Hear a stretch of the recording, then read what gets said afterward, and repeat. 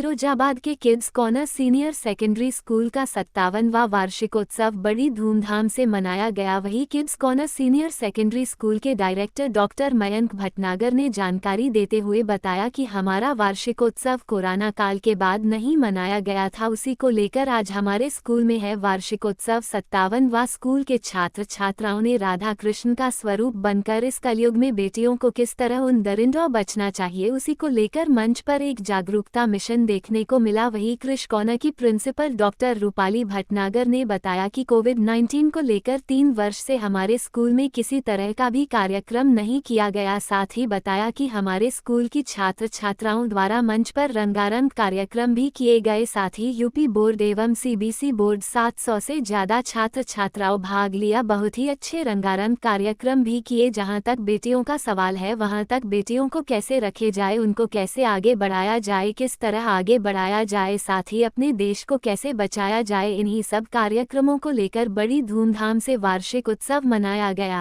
Kids corner happy school का 57वां वार्षिकोत्सव आज स्कूल प्रांगण में संपन्न हुआ है।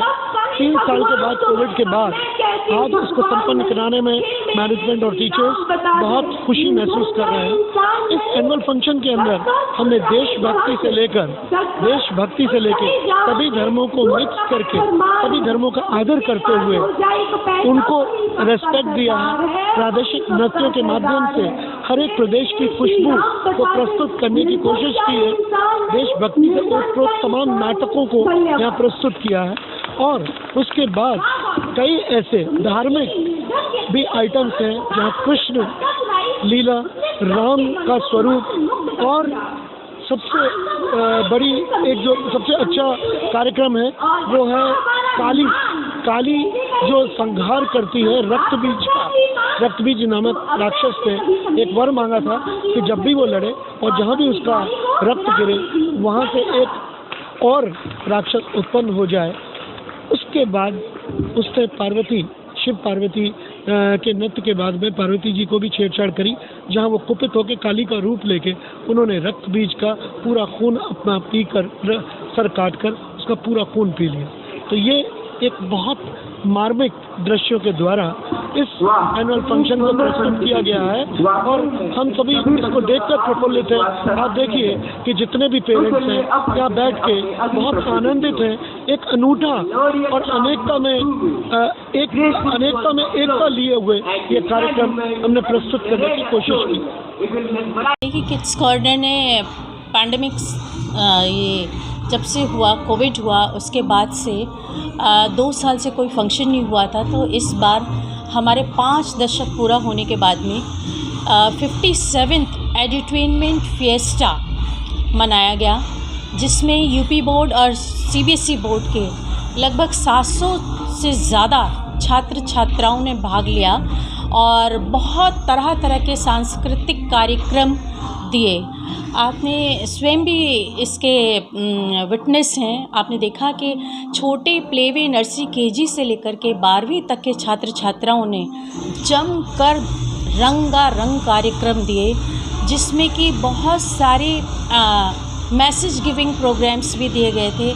जहाँ बेटियों का सवाल है तो बेटियों की इज़्ज़त को कैसे रखा जाए, उनको कैसे आगे बढ़ाया जाए, साथ में ही अपने देश के पराक्रम और वीरता का परिचय दिया।